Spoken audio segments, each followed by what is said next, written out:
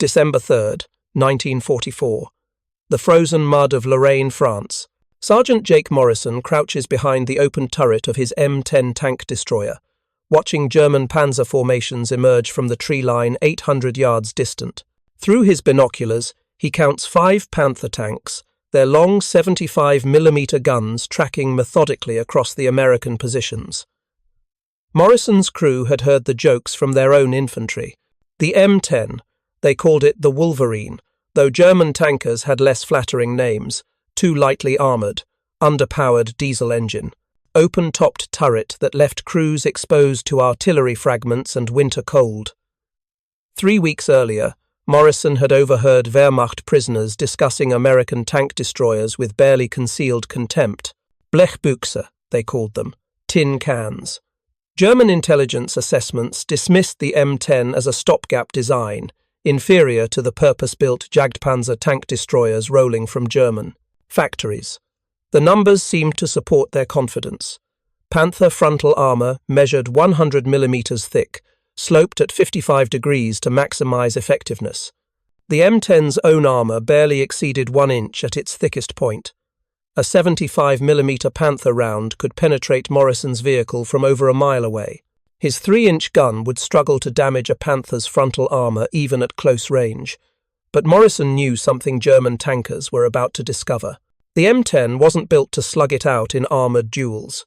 It was designed for something the Wehrmacht had never encountered, a mobile gun platform optimised for exploitation warfare that could appear anywhere, strike decisively, and vanish before enemy artillery could respond. The lead Panther's commander made his fatal mistake, advancing confidently across open ground, assuming American tank destroyers would retreat before superior German armour. Morrison's gunner, Corporal Eddie Kowalski, already had the target solution calculated.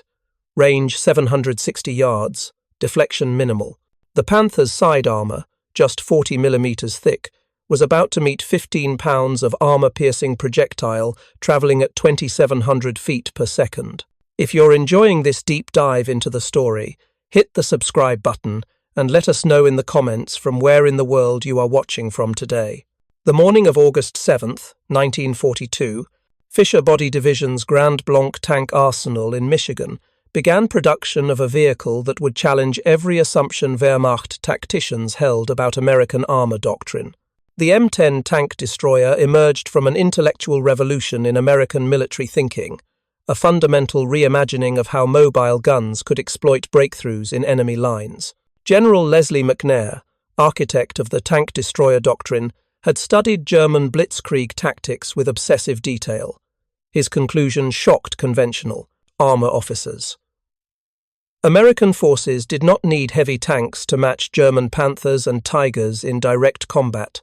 Instead, they needed fast, hard-hitting vehicles that could mass rapidly at penetration points, destroy enemy armour attempting to seal breaches, then disperse before concentrated counterattacks could develop. The M10's design reflected this philosophy with uncompromising clarity. Fisher Body engineers built the vehicle on a modified M4 Sherman chassis, using proven components that could be manufactured rapidly and maintained easily in field conditions. But where the Sherman prioritized balanced capabilities, armor protection, firepower, and mobility, the M10 sacrificed protection entirely in favor of a gun that could kill any German tank from favorable angles. The 3-inch M7 gun mounted in the M10's turret fired a 17-pound armor-piercing projectile with muzzle velocity exceeding 2,600 feet per second.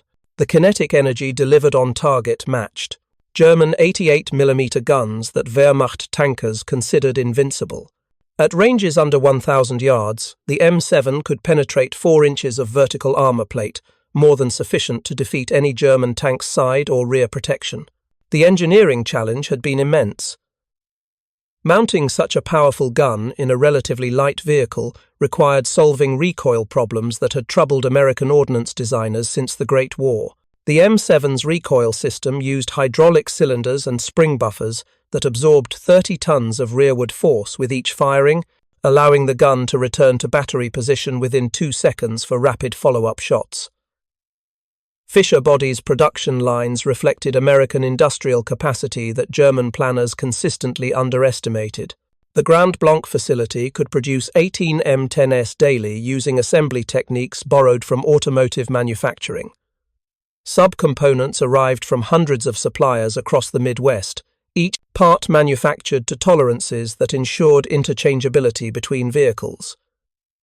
By October 1942, the first M10 battalions began training at Fort Hood, Texas.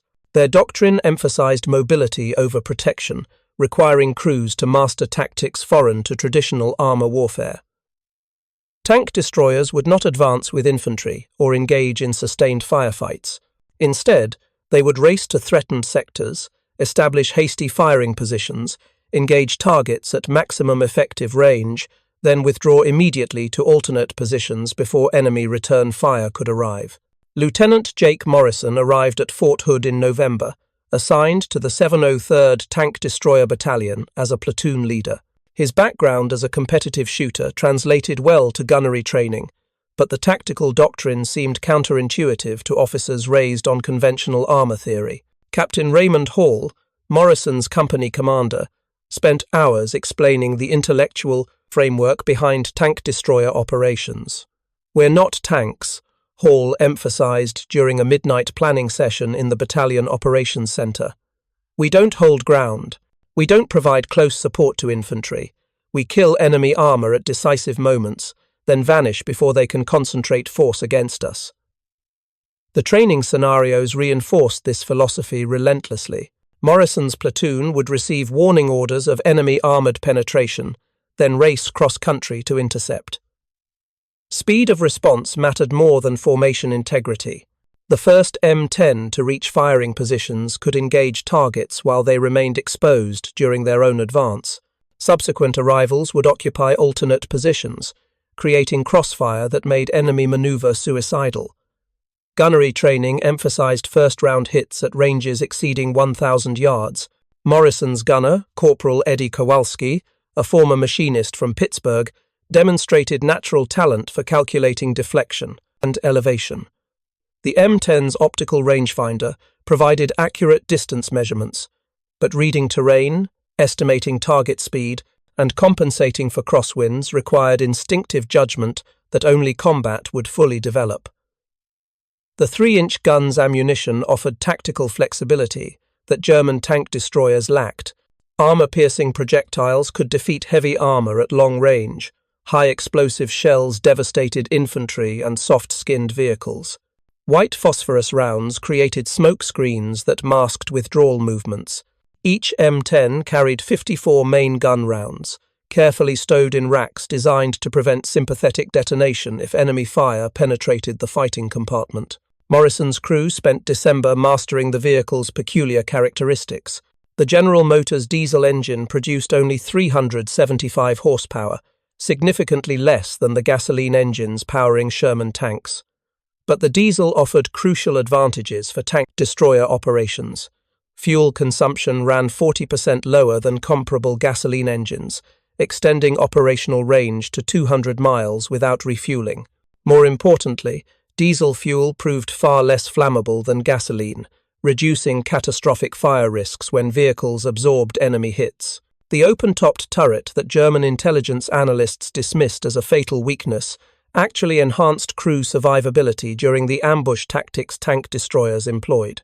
Armor protection that could stop heavy German guns would require weight that destroyed the mobility essential for exploitation warfare. The M10's thin armor defeated only small arms fire and shell fragments, but its low profile and rapid displacement capability made it difficult to target effectively. Morrison learned to appreciate design decisions that seemed illogical through conventional armor perspective.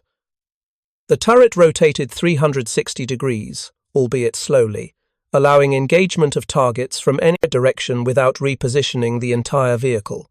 The commander's position on the right side of the turret provided excellent visibility for target acquisition, though it left him exposed during combat operations.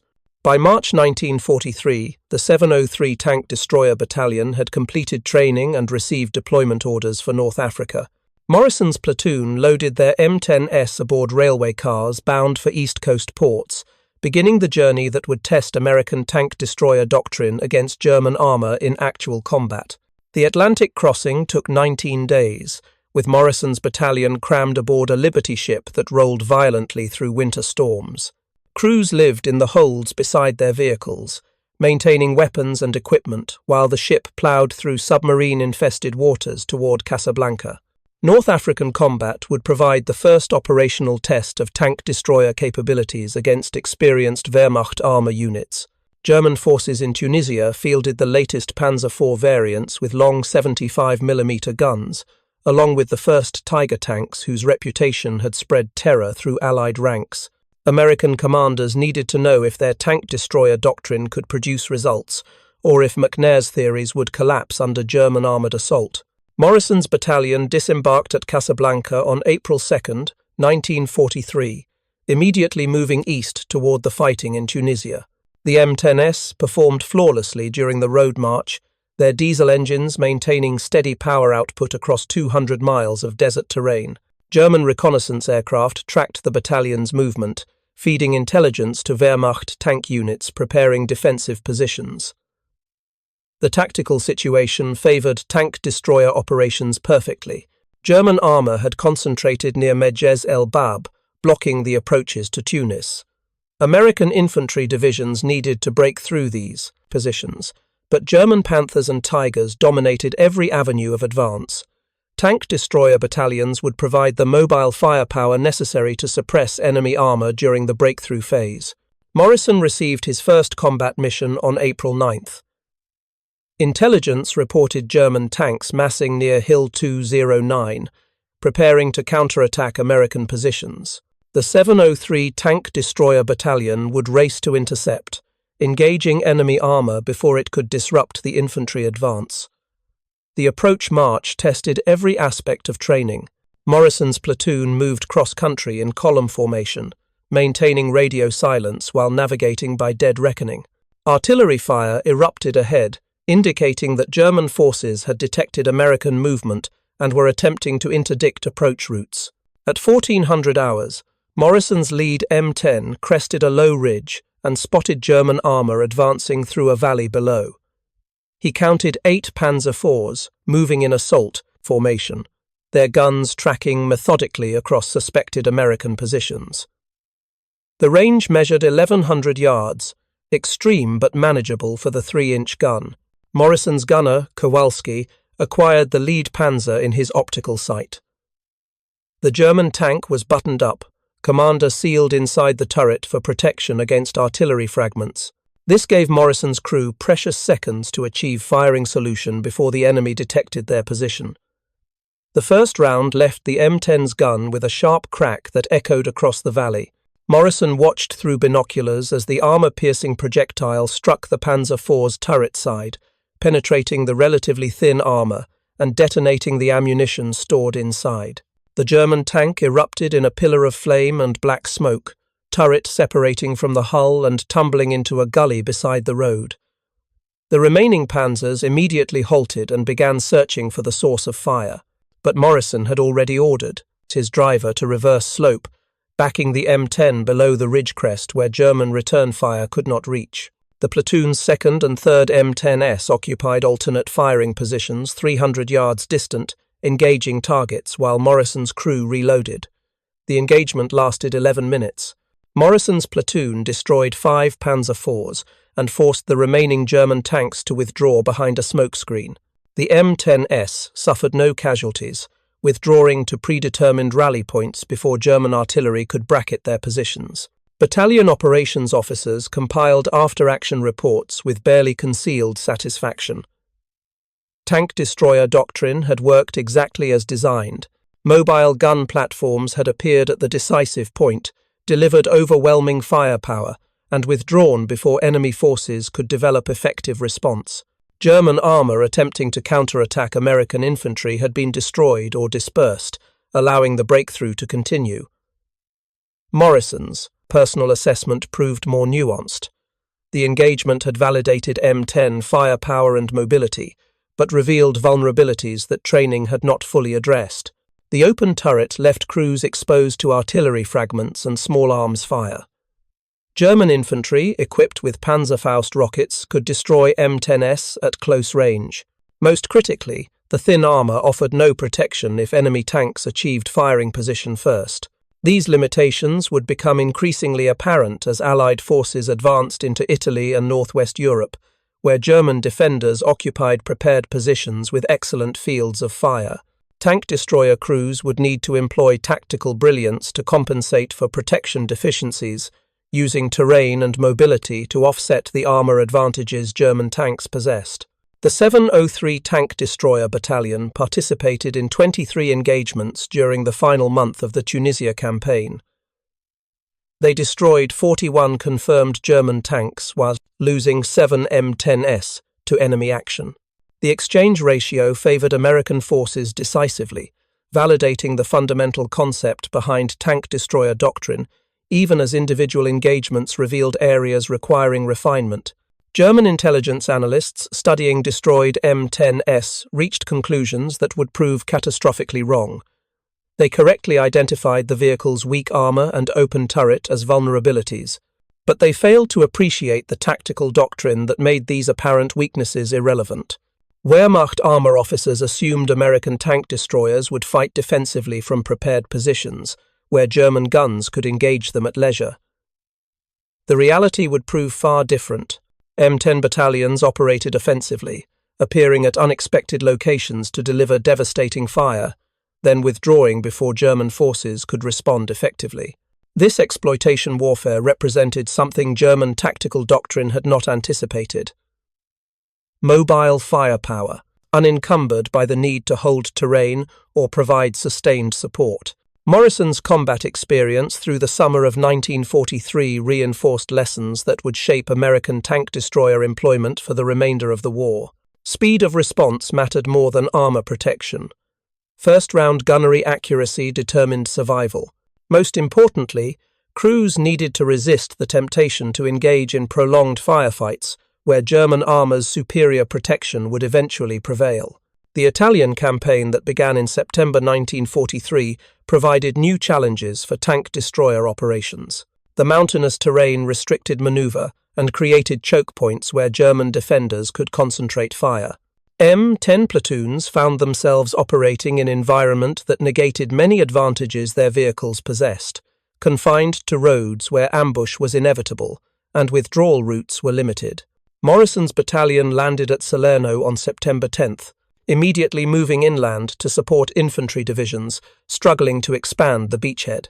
German forces had positioned armor and anti-tank guns on high ground, dominating every approach, creating a defensive system that channeled American advances into killing zones. The engagement at Altavilla on September 13th demonstrated both the capabilities and limitations of M10 operations in restrictive terrain. Morrison's platoon received orders to support infantry clearing German positions from a hilltop village. The only approach ran along a narrow road with steep embankments on both sides, perfect terrain for German ambush. Morrison positioned his 3 M10s in overwatch, prepared to engage targets as infantry advanced. German defenders allowed American forces to close within 400 yards before opening fire with a dug-in Panzer IV and multiple anti-tank guns. The first salvo destroyed Morrison's lead M10 instantly, the armor-piercing round penetrating the thin side armor, igniting ammunition stored in the fighting compartment. Morrison's own vehicle engaged the Panzer IV, while his third M10 suppressed anti-tank gun positions with high explosive fire. The range was too close for tank destroyer doctrine, eliminating the mobility advantage that made M10 operations effective. But infantry needed immediate fire support, leaving Morrison no choice except to fight from exposed positions. The 3-inch gun proved devastating against German fortifications. High explosive rounds collapsed stone buildings, sheltering infantry, and destroyed gun emplacements that had pinned down American forces. But the engagement cost Morrison another M10 when German artillery achieved firing solution, dropping rounds directly into the open turret and killing the entire crew. Morrison withdrew his surviving vehicle after 37 minutes of continuous combat, having expended all 54 main gun rounds. Infantry secured the village, but the tactical situation had exposed fundamental problems with employing tank destroyers in terrain that negated their mobility advantages. Battalion commanders recognized these limitations and began developing modified tactics for Italian operations. M10 platoons would operate in direct support of infantry only when absolutely necessary, preferring to engage targets from standoff ranges that exploited their superior gunnery. In terrain unsuitable for maneuver, tank destroyers became mobile artillery rather than exploitation forces, a role that utilized their firepower while minimizing exposure to German counter-battery fire. Morrison spent October and November mastering these adapted tactics. His crews became expert at occupying hasty firing positions, engaging distant targets with indirect fire, then displacing before German artillery could respond. The M10's relatively high muzzle velocity allowed flat trajectory fire at ranges exceeding 3,000 yards, far beyond the effective range of German tank guns. By December 1943, American tank destroyer battalions had refined their doctrine through 18 months of combat experience. The vehicles and guns remained unchanged, but tactical employment had evolved significantly from the original exploitation warfare concepts. M10s could perform multiple missions depending on terrain and tactical situation, mobile anti-tank defense, long-range fire support, and when necessary, direct assault support for infantry operations. Morrison received promotion to first lieutenant and company executive officer in January 1944. His combat experience made him valuable for training replacement crews arriving from the United States. New lieutenants and sergeants needed to understand that M10 operations required tactical judgment beyond what training manuals could provide. Knowing when to engage and when to withdraw, when to accept risk, and when to preserve force for decisive moments, these decisions determined whether crews survived or died. The spring of 1944 brought orders for the 703 Tank Destroyer Battalion to redeploy to England in preparation for the invasion of France. Morrison's crews loaded their worn M10s aboard transport ships, grateful to leave Italian mountains for the relatively open terrain of northern Europe. The coming campaign would test American tank destroyer doctrine against Germany's most powerful armored formations in battles that would determine the war's outcome. If you find this story engaging, please take a moment to subscribe and enable notifications. It helps us continue producing in-depth content like this. The English countryside of May 1944 provided ideal terrain for tank destroyer training. Morrison's battalion established positions near Southampton, where crews conducted live-fire exercises across rolling farmland that resembled the Normandy bocage they would soon fight through. Intelligence briefings warned of new German armour, Panther and Tiger tanks that outmatched anything Allied forces had encountered in Italy. The Panther represented Germany's most formidable tank development, combining powerful armament with exceptional protection. Its 75mm gun could penetrate 4 inches of armour at 2,000 yards. Frontal armour measured 100mm thick, sloped at 55 degrees to maximize ballistic protection.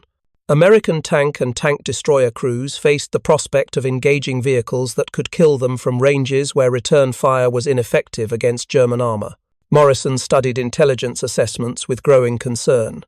The M10's 3-inch gun could not reliably penetrate Panther frontal armour, even at close range. Side and rear shots offered the only practical engagement opportunities, requiring tactical positioning that would be difficult to achieve against experienced German crews. The armour disparity meant that Panthers could engage M10s with impunity, while American vehicles needed to maneuver into vulnerable positions for effective return fire. But American intelligence officers emphasized capabilities that German planners had overlooked. Panthers consumed fuel at prodigious rates, limiting their operational range and making them dependent on vulnerable supply lines. The sophisticated transmission and final drives required careful maintenance that German field workshops could barely provide. Most importantly, Panther production numbers remained limited, with fewer than 1,000 tanks available across all fronts by June 1944. American forces would achieve numerical superiority through industrial capacity that Germany could not match. Fisher Body's Grand Blanc facility was producing M10s at rates exceeding 300 per month. Even accounting for combat losses, American tank destroyer battalions would field more vehicles than German Panzer divisions could concentrate at any single point. Captain Hall emphasized this reality during Morrison's final pre-invasion briefing on June 3rd. "The Germans will have better individual tanks," Hall explained, spreading reconnaissance photographs across the operations table. "But we'll have more guns at the decisive point. Our job is to mass rapidly, deliver overwhelming fire, and withdraw before they can bring their numerical advantages to bear against isolated units." The doctrine remained unchanged from North Africa and Italy, but the scale of coming operations would test whether American tank destroyer battalions could execute rapid concentration maneuvers across the chaos of a contested beachhead. Morrison's company would land on D-Day +1, moving inland to support infantry divisions breaking out from Omaha Beach. June 7, 1944. Morrison's M10 rolled off a landing craft onto Omaha Beach 12 hours after the initial assault waves had secured the shoreline. German artillery still ranged the beach, dropping rounds among supply dumps and vehicle assembly areas crowding the sand.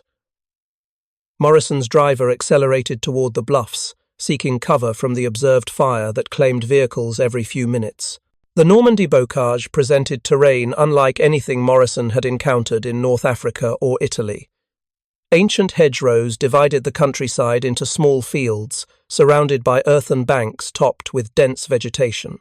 Each field became a natural fortress, easily defended and difficult to assault. German forces had fortified these positions with machine guns, mortars, and anti-tank weapons that dominated every approach. Morrison's company moved inland on June 8, supporting the 1st Infantry Division's advance toward Cormont. The narrow lanes between hedgerows channeled movement into predictable routes that German defenders covered with pre-registered artillery fire. Tank destroyer mobility, the doctrine's essential advantage, became meaningless in terrain where only a few roads permitted vehicle movement. The engagement at Trevieres on June 9th revealed how German defenders planned to neutralize American armor. Morrison's platoon approached the village along a sunken road flanked by 12-foot hedgerows. The lead M10 advanced 50 yards before a Panzerfaust rocket streaked from concealed positions, striking the vehicle's thin side armor and penetrating into the fighting compartment. The crew evacuated immediately, abandoning their burning tank destroyer as German machine gun fire raked the road. Morrison's own M10 could not maneuver to support the disabled vehicle. The hedgerows prevented off-road movement, while the narrow lane offered no space to bypass the burning wreck. German infantry held positions within 200 yards, close enough that M10 crews faced small arms fire whenever they exposed themselves above the open turret. The tactical situation had reversed completely from tank destroyer doctrine assumptions.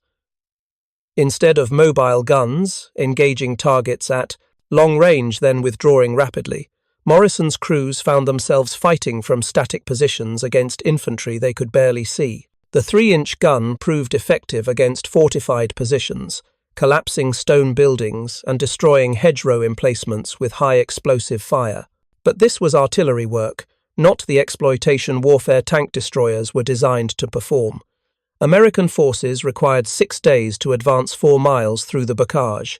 German defenders yielded each hedgerow only after concentrated artillery preparation, infantry assault, and armoured support that consumed resources at rates sustainable for mere weeks. Tank destroyer battalions performed valuable service, providing mobile firepower, but the doctrine of rapid concentration and withdrawal proved impossible to execute in terrain that negated every mobility advantage American vehicles possessed. Morrison's assessment grew increasingly pessimistic through late June. The M10's thin armour, acceptable when mobility allowed rapid displacement, became a critical vulnerability in static fighting, where German return fire was inevitable. The open turret that aided crew escape in mobile operations now exposed crews to mortar fragments and artillery airbursts that caused steady casualties. Battalion commanders recognized these problems and began experimenting with modified tactics. Tank destroyers would position behind hedgerows, engaging targets with indirect fire calculated from map coordinates. Infantry would provide close protection against German infiltration. Most importantly, M10s would operate in larger concentrations, massing firepower to suppress enemy positions, rather than relying on individual vehicle mobility. The breakthrough came on July 25th, when Operation Cobra shattered German defensive lines southwest of Saint-Lô. American heavy bombers dropped 5,000 tons of high explosives on a 5-mile front, pulverizing German positions and creating gaps, through which American armor could finally exploit. Morrison's battalion received orders to race south, engaging any German armor attempting to seal the breakthrough. The terrain transformation was immediate and dramatic. Beyond the bocage, Normandy opened into rolling farmland with long sight lines and excellent trafficability. Morrison's company advanced 30 miles in 18 hours, moving through shattered German positions where stunned survivors offered minimal resistance. The tank destroyer doctrine finally found terrain suitable for its employment. German commanders responded by committing their armor reserves, including Panther battalions, held back from the initial fighting. Wehrmacht officers assumed that concentrated Panzer attacks could seal the American breakthrough and restore defensive lines. They had no conception that American tank destroyer battalions had been waiting months for exactly this opportunity. Morrison's first engagement against Panthers occurred on July 27th near Coutances. His platoon occupied firing positions on a ridgeline overlooking the main road south, where intelligence reported German armor moving to counterattack. At 0730 hours, Morrison spotted movement 3 miles distant. Through binoculars, he counted 9 Panthers advancing in column formation along the road. The range was extreme, nearly 5,000 yards, but Morrison's training emphasized engaging at maximum distance to prevent German tanks from closing to ranges where their superior armor became decisive.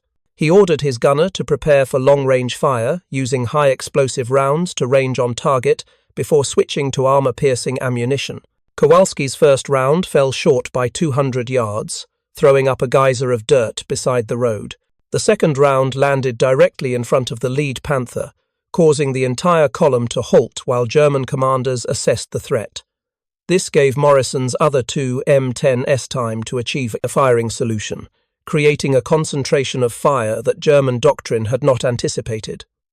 The third round, armor-piercing this time, struck the lead Panther's glacis plate but failed to penetrate. The projectile ricocheted skyward, demonstrating exactly why American crews feared engaging Panthers frontally. But the impact caused the German tank to slew sideways, presenting its thinner side armor to Morrison's guns.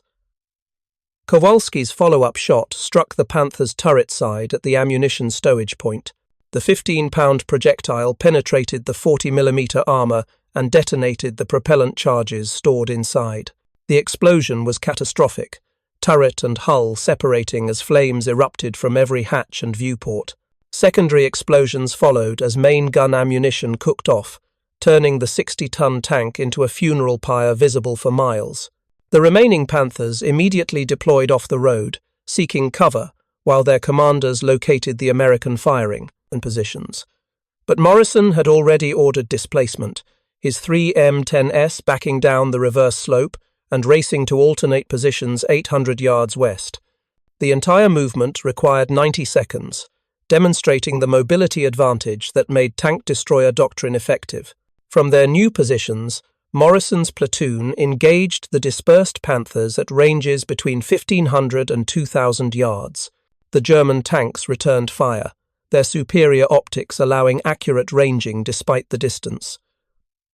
Morrison watched armor-piercing rounds impact the hillside where his M10s had been positioned minutes earlier, each impact throwing tons of earth skyward and creating craters that would have destroyed any vehicle caught in the kill zone. The engagement lasted 43 minutes. Morrison's platoon destroyed 3 Panthers, confirmed, possibly damaged 2 others, and forced the remaining German tanks to withdraw behind a smokescreen. The M10s suffered no casualties, validating every principle of tank destroyer employment. Engage at maximum range, mass fires on individual targets, and withdraw before enemy return fire becomes effective. German after-action reports from this period reveal growing frustration with American tank destroyer tactics. Wehrmacht armor commanders expected enemy anti-tank forces to defend from prepared positions where German advantages in armor protection and gun performance could achieve decisive results. Instead, American M10s appeared unexpectedly at extreme ranges, delivered devastating fire against vulnerable aspects, then vanished before German forces could develop coordinated response. Panzer crews began reporting phantom American guns that would fire a few rounds, then disappear, reappearing miles away to engage different targets. German intelligence attributed these reports to multiple tank destroyer battalions operating simultaneously. The reality was simpler and more troubling for Wehrmacht planners. Individual M10 platoons were achieving mobility and flexibility that German doctrine considered impossible for towed anti-tank guns, while maintaining firepower that German self-propelled guns could not match due to production limitations. Morrison's company participated in 17 engagements during the breakout from Normandy. They destroyed 21 confirmed German tanks, mostly Panthers and Panzer IVs, while losing 4 M10s to enemy action. The exchange ratio favored American forces decisively, but individual engagements revealed how narrow the margin between success and disaster remained. The engagement at Mortain on August 7th demonstrated this reality with brutal clarity. German forces launched a desperate counter-offensive attempting to cut American supply lines and isolate divisions that had broken through to Brittany. Over 200 tanks, including the 30th Panzer Brigade's Panthers, attacked westward through morning fog that grounded Allied aircraft and negated American air superiority. Morrison's battalion occupied defensive positions near Hill 314 when German armor emerged from the fog at 600 yards. The sudden contact violated every tank destroyer doctrine principle. No time for reconnaissance, no opportunity to mass fires, no withdrawal routes planned or prepared. Morrison's crews would fight from their initial positions or die. The 3-inch gun proved its value during the desperate defense that followed. Morrison's gunner engaged the nearest Panther as it climbed the hill slope, its thick frontal armor angled directly toward American positions. The first armor-piercing round ricocheted off the glacis plate, failing to penetrate. Kowalski's second shot struck the gun mantlet, a small, vulnerable area where armor thickness varied due to manufacturing tolerances. The projectile penetrated and detonated inside the turret, killing the crew instantly. German tanks kept coming through the fog, more targets than Morrison's. The platoon could engage effectively. His wingman's M10 destroyed a Panzer IV at 300 yards before German return fire struck the American vehicle's thin side armor. The armor-piercing round penetrated completely, passing through the fighting compartment and exiting the opposite side. Miraculously, the projectile struck no crew members and caused only minor equipment damage. The vehicle remained operational, a testament to luck rather than armor protection. The fog lifted at 0930 hours, allowing American fighter bombers to join the battle. Morrison's battalion had held its positions despite overwhelming German armoured assault, but the cost was severe.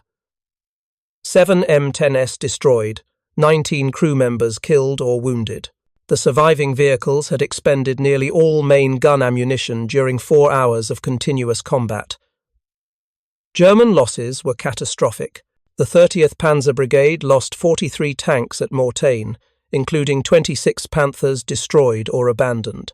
American tank destroyer battalions accounted for 31 confirmed kills, demonstrating that even when tactical circumstances forced static defense, the 3-inch gun could kill Germany's most powerful tanks if crews possessed the skill and courage to stand and fight.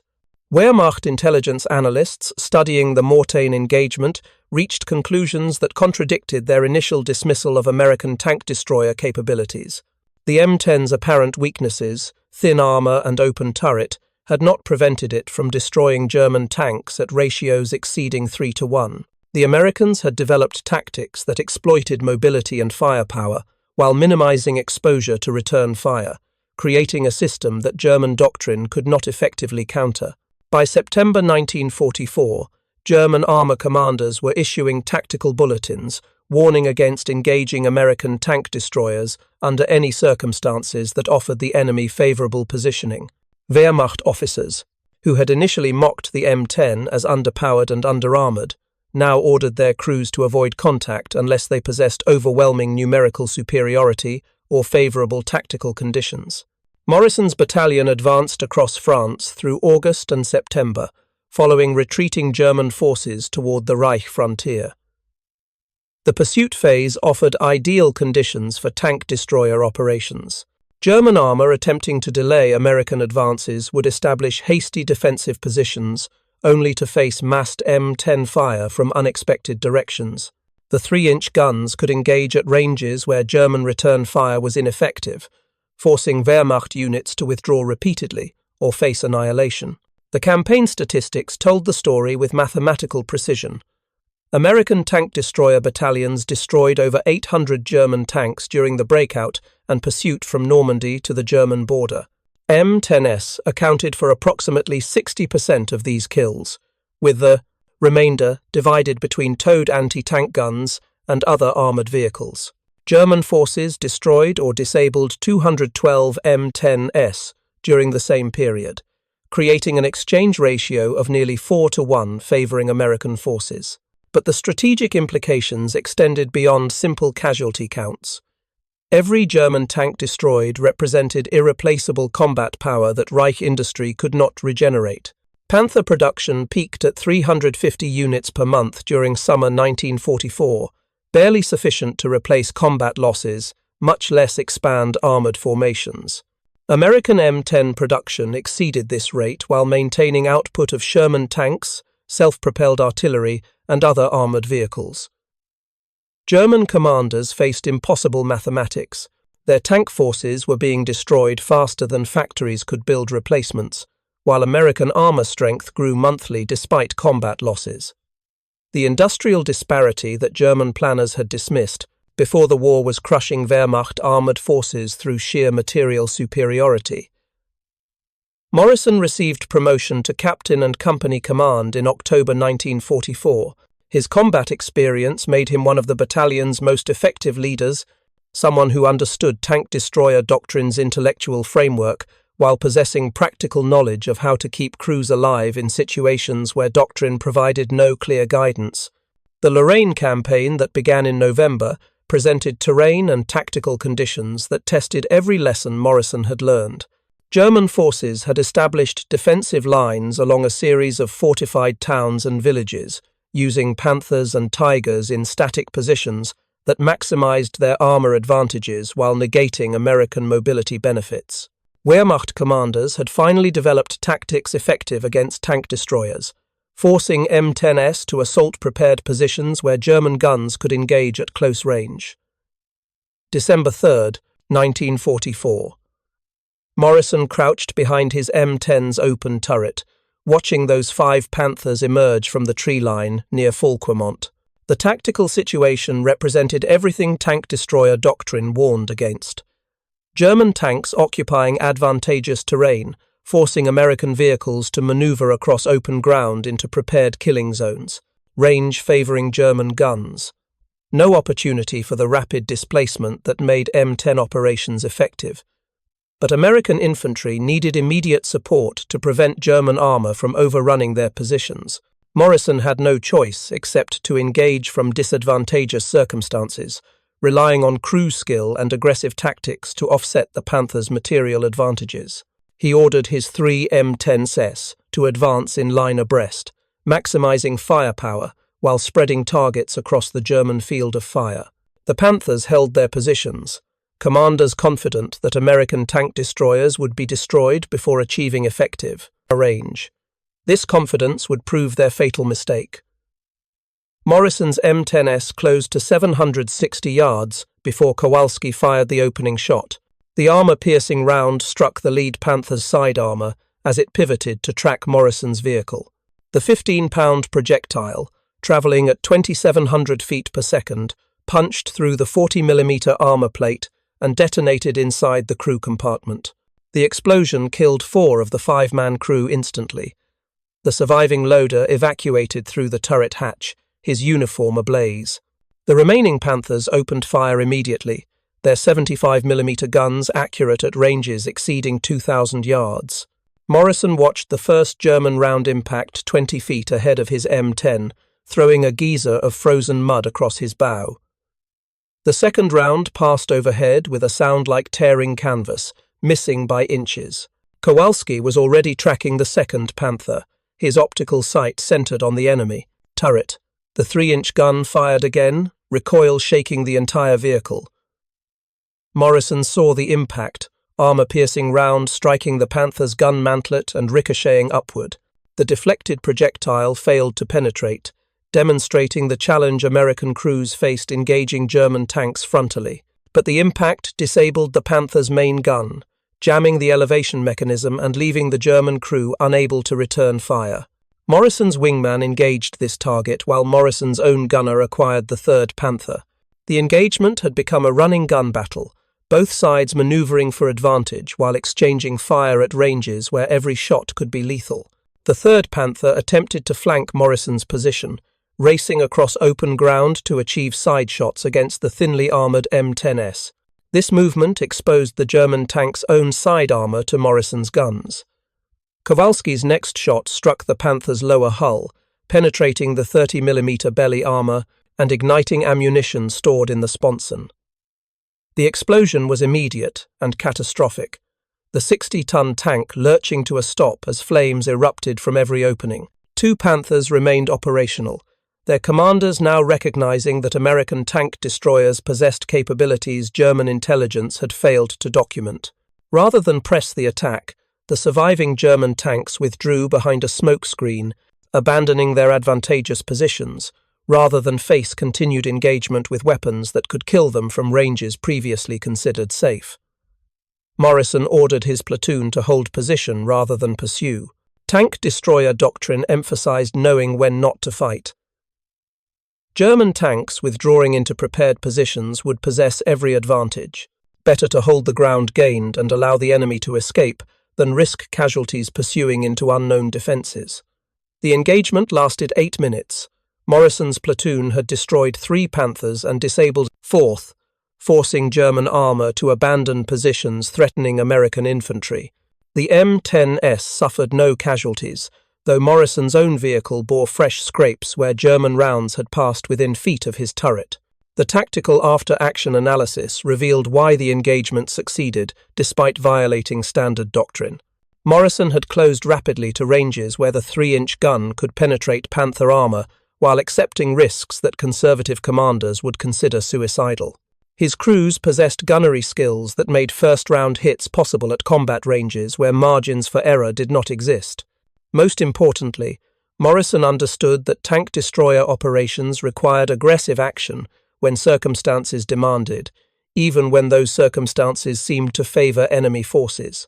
German intelligence summaries from December 1944 reveal the Wehrmacht's dawning realization that American tank destroyers represented capabilities far exceeding initial assessments. The supposedly underpowered American vehicles were outmaneuvering German tanks, achieving firing positions that negated armour advantages, and withdrawing before German forces could concentrate overwhelming combat power. Wehrmacht tactical bulletins issued in late 1944 ordered Panzer crews to avoid engagement with American tank destroyers unless they possessed clear numerical superiority and favourable tactical conditions. German armour commanders who had spent 3 years perfecting offensive doctrines found themselves operating defensively, retreating rather than risk engagement with American guns they could no longer dismiss as inferior. The final 6 months of the European War validated every principle of American tank destroyer doctrine while demonstrating limitations that theoretical planning had not anticipated. M10 battalions destroyed over 1,500 German tanks between D-Day and German surrender, accounting for nearly 40% of all Wehrmacht armour losses on the Western Front. The exchange ratio consistently favoured American forces by margins exceeding 3-1, despite German advantages in individual tank quality. Morrison's battalion participated in 47 major engagements between Normandy and the Elbe River. They destroyed 83 confirmed enemy tanks and over 200 soft-skinned vehicles. The battalion lost 21 M10s to enemy action, with 37 crew members killed and 62 wounded. These statistics represented more than tactical success. They documented the complete validation of a doctrine that German officers had dismissed as fundamentally flawed. The human cost extended beyond casualty figures. M10 crews developed emotional attachments to vehicles that brought them home, despite absorbing damage that would have destroyed lesser designs. Morrison's own tank destroyer bore over 130 repairs. Patches welded over holes from shell fragments, replaced components, and field-expedient modifications that kept the vehicle operational through 18 months of continuous combat. Technical Sergeant Martin Reeves, Morrison's crew chief, had maintained the vehicle through campaigns in Normandy, across France, and into Germany. His intimate knowledge of every system, every quirk and characteristic that made Morrison's M10 unique among thousands of identical vehicles, represented expertise that training manuals could not teach. Reeves could diagnose engine problems from subtle changes in exhaust note, identify transmission issues from vibrations felt through the hull, and predict component failures before they occurred through accumulated experience.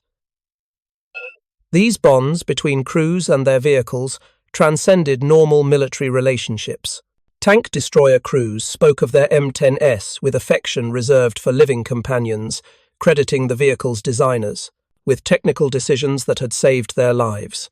The diesel engine that refused to burn when hit, the open turret that allowed rapid escape when penetration was inevitable, the 3-inch gun that could kill any German tank if crews possessed skill and courage to employ it effectively. Morrison's final combat engagement occurred on April 10, 1945, near Jena in central Germany. His company encountered a column of German vehicles attempting to flee westward ahead of advancing Soviet forces. The engagement was brief and one-sided. Morrison's M10s destroyed 6 tanks and over 20 trucks without suffering casualties. The German crews, mostly inexperienced replacements operating worn-out equipment, offered minimal resistance before abandoning their vehicles. This engagement symbolized the complete collapse of German armored forces that had once dominated European battlefields. The Wehrmacht that launched Operation Barbarossa with over 3,000 tanks had been ground down to ineffectiveness through years of combat against opponents who learned and adapted faster than German doctrine could evolve. American tank destroyer battalions represented one element of this adaptation. The M10, dismissed by German intelligence as underpowered and underarmored, had proven devastatingly effective when employed according to doctrine emphasizing mobility and firepower over protection. The supposedly inferior American design destroyed German tanks at rates that made sustained armored operations impossible for Wehrmacht forces. German surrender on May 8, 1945 brought Morrison's combat service to an end. His M10 sat parked in a field near Pilsen, Czechoslovakia, the diesel engine finally silent after 18 months of nearly continuous operation. Morrison walked around the vehicle, examining battle damage that documented the war's progression from Normandy to Central Europe. Over 200 separate repairs marked the hull and turret. Welded patches covered holes from shell fragments, machine gun bullets, and one 75mm armor-piercing round that had struck the glacis plate but failed to penetrate. The 3-inch gun showed wear from thousands of rounds fired, its rifling eroded but still accurate at combat ranges. The tracks and suspension components had been replaced 4 times, worn out from 5,000 miles of combat operations across France, Belgium, and Germany. The accumulated statistics for American tank destroyer operations exceeded even optimistic pre-war predictions. M10 battalions had destroyed approximately 4,000 German armored vehicles during 35 months of combat across multiple theaters. The exchange ratio consistently favored American forces, typically ranging from 3-to-1 up to 5-to-1 depending on tactical circumstances and terrain. Production figures told the story of American industrial dominance that German planners had fatally underestimated. Fischer, Body's Grand Blanc facility, manufactured 6,741 M10 tank destroyers between September 1942 and December 1943. This single factory produced more tank destroyers in 16 months than Germany manufactured Panthers during the entire war. The cost-effectiveness analysis revealed additional advantages. Each M10 required approximately 15,000 man-hours to manufacture, compared to 27,000 for a Panther tank. Material costs ran 40% lower for the American vehicle. Most importantly, the M10 used the same basic chassis and many components as the M4 Sherman tank, creating manufacturing efficiencies and logistical simplifications that German industry, with its proliferation of specialized designs, could never match. German post-war technical assessments conducted under Allied supervision revealed the extent of Wehrmacht miscalculations regarding American armor capabilities. Luftwaffe intelligence had consistently underestimated M10 firepower, assuming the 3-inch gun lacked penetrating power to defeat German heavy tanks.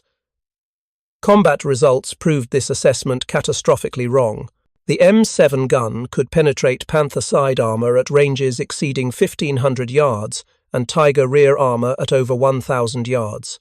Wehrmacht tactical doctrine had assumed American tank destroyers would operate defensively from prepared positions, allowing German armor to concentrate forces and overwhelm isolated units. Instead, M10 battalions operated offensively, appearing rapidly at decisive points to deliver overwhelming firepower, then withdrawing before German forces could respond effectively. This exploitation warfare represented tactical innovation that German doctrine had not anticipated and could not counter. The psychological impact on German tank crews proved equally significant. Wehrmacht soldiers, who had spent years believing in the superiority of German engineering, found themselves defeated by vehicles they had dismissed as inferior. The experience shattered assumptions about technological determinism in warfare, demonstrating that doctrine, training, and industrial capacity mattered more than individual equipment quality. Morrison returned to the United States in July 1945, his combat service complete. The 703 Tank Destroyer Battalion received credits for 5 campaigns and earned 3 unit citations for extraordinary heroism. Morrison's personal decorations included the Silver Star, 2 Bronze Stars, and the Purple Heart for wounds received during the Mortain engagement. But the recognition that mattered most came from crews who had served under his command and survived because of decisions he made during combat.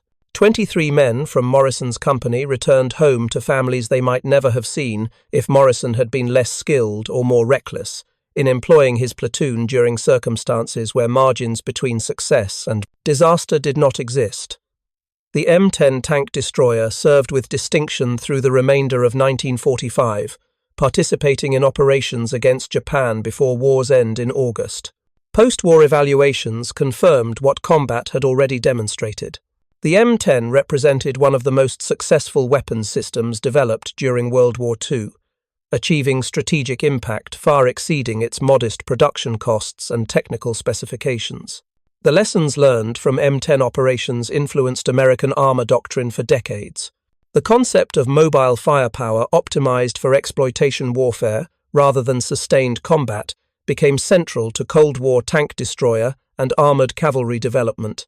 Modern main battle tanks incorporate design philosophies validated by M10 combat experience, emphasizing firepower and mobility over absolute protection levels. Morrison's final visit to his M10 occurred in June 1946, when the vehicle was scheduled for scrapping at an ordnance depot in Pennsylvania. He walked around the tank destroyer one last time, running his hand along patched armor that had withstood 18 months of combat. The 3-inch gun that had killed over 30 German tanks sat silent, its bore worn but still testament to American engineering that had worked exactly as designed. The numbers told their own story with mathematical precision.